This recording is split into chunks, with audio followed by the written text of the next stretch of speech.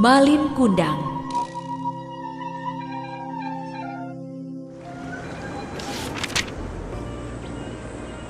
Pada zaman dahulu kala, hiduplah seorang anak bernama Malin Kundang bersama ayah dan ibunya yang miskin. Mereka tinggal di sebuah desa di tepi pantai. Desa itu kecil dan sepi. Penduduknya banyak yang merantau untuk mencari penghasilan lebih. Tidak banyak yang bisa dilakukan di desa mereka. Tanahnya gersang, ikan di laut pun sedikit.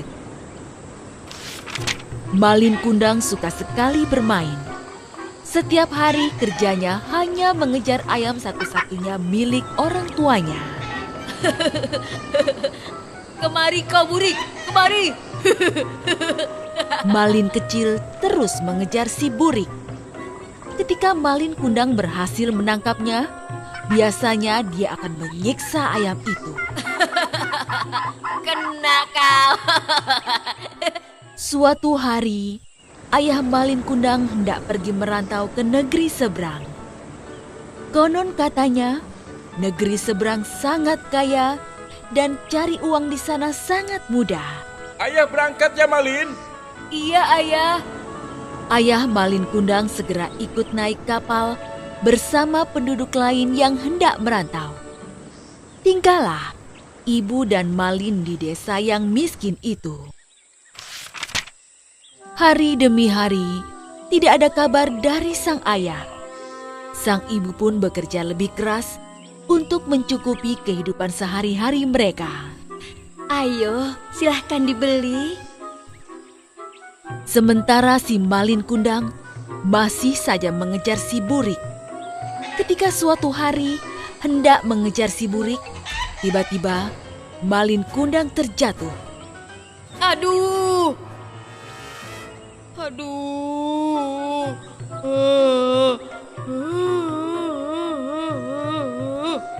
Kaki Malin Kundang tersandung batu. Dia terjatuh sangat keras. Lengannya tergores batu tajam. Lukanya cukup besar dan mengeluarkan darah.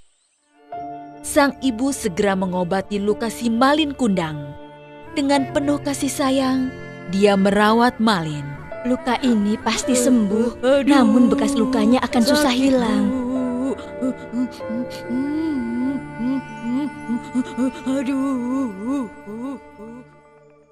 Hari berganti bulan, bulan berganti tahun, dan tahun berjalan dengan tergesa-gesa.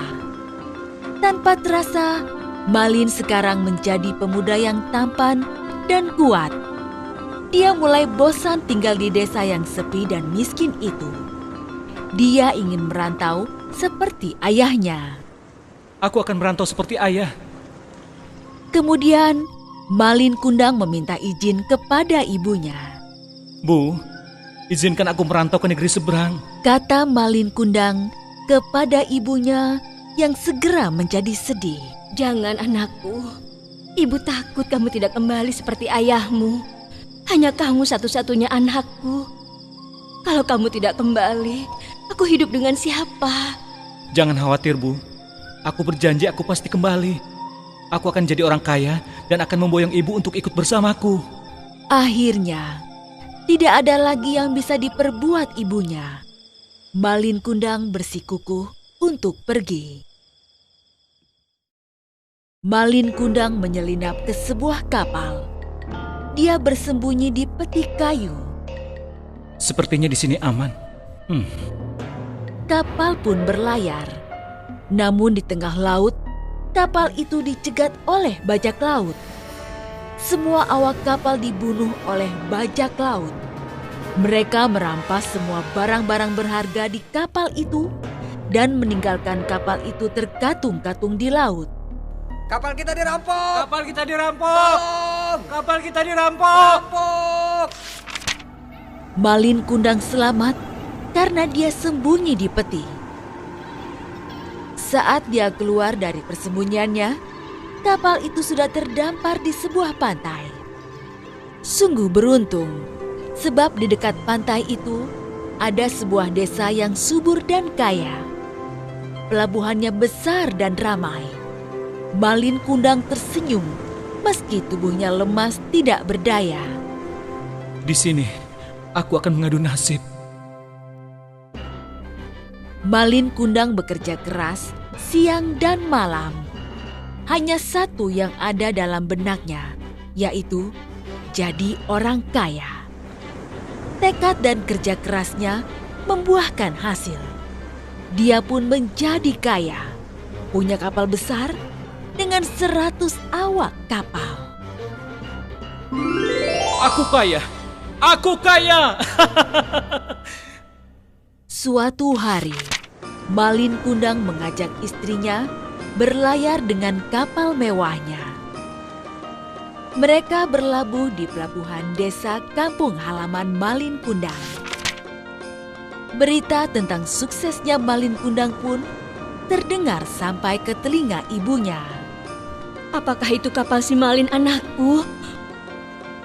Dengan hati riang, ibu yang sudah renta itu terseok-seok berjalan ke pelabuhan.